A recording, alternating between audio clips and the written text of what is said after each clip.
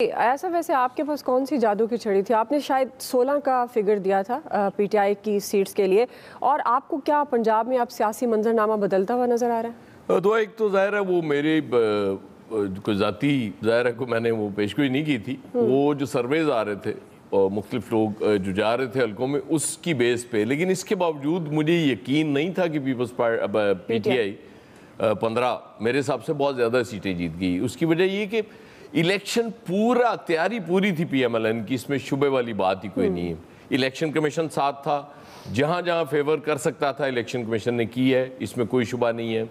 उसके बाद ज़ाहिर मैनेजमेंट सारी इनके पास थी, पुलिस, ब्यूरोक्रेसी, एक एक चीज़ मैनेज करके वो इलेक्शन में उतरे थे, इसमें शुबे वाली बात ही कोई नहीं है।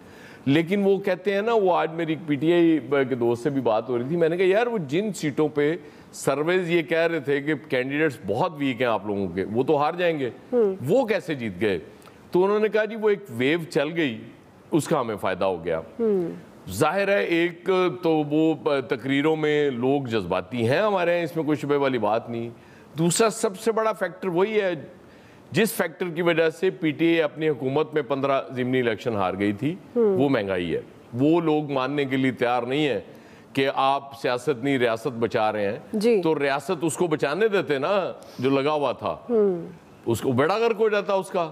आप तो आए थे लोगों को महंगाई मार्च, आपने महंगाई मुकाओ मार्च करके आए थे आप, तब आपने हुकूमत ली थी। तो अब लोग कैसे आपका बयानिया मान जाए? अब आप जो मर्जी कहते रहें कि जी वो इमरान खान मुआहदे कर गया था, हमारे गले पड़ गए हैं। आप बहुत छोटे से बच्चे हैं, आपको नहीं पता था क्या मुआहदे किए हुए इमरान खान ने आईएमएफ से, और अब आप आईएमएफ से क्यों मुआहदा करने जा रहे हैं? मतलब बिलावल तो उठते बैठते बात ये करते थे जी कि आईएमएफ का बजट है, जो आईएमएफ कहता है ये मानते जा रहे हैं। अब समझ आती है ना जब आप गवर्नमेंट में आते हैं। जैसे शौकत तरीन साहब वजीर बनने से पहले कुछ और कह रहे थे, वजीर बनने के बाद वो डिफरेंट बात कर रहे थे, आज फिर वो और बात कर रहे हैं। तो ये चीज़ें तो सामने होती हैं। बहरहाल अब चूंकि इलेक्शन हो गया, अब जो आमिर कह रहे थे कि मुख्तलिफ ऑप्शंस पे गौर कर रहे हैं। जितना ग्रेसफुली कल पीएमएलएन ने शिकस्त तस्लीम की है, स्पेशली मरियम नवाज साहबा ने, और उसके बाद वो मलिक अहमद खान ने, जी मेरे ख्याल में उसी ग्रेस के साथ अगर ये जाते तो इनकी कुछ इज़्ज़त अफजाई हो जाती, उसमें इज़्ज़त में इजाफा हो जाता। अब अगर ये कोशिश करेंगे कोई वो उनके गायब कराने की, बंदे ना आए और इलेक्शन लड़ेंगे, मेरा ख्याल है वो पीएमएलएन के लिए और ज़्यादा इनकी पॉपुलैरिटी पे असर डालेगा। बेहतर तो यही है कि इनको बिल्कुल ग्रेसफुली रिज़ाइन करके चले जाना चाहिए, बड़ा आराम से। और चौधरी परवेज़ लाई को हमने देखा है, पहले भी देखा है। एक तो जाहिर है वो वज़ादारी उस ख़ानदान में वैसे ही बहुत है। परवेज़ लाई अगर एमपीए भी नहीं है तो तब भी उसी तरह से ट्रीट कर रहा होता है आपको। वो स्पीकर बन जाता है, चीफ मिनिस्टर बन जाता है, वो उसी तरह से ट्रीट कर रहा होता है। उसके रवैये में मैंने तो कम अज़ कम आज तक फ़र्क नहीं देखा परवेज़ लाई के रवैये में।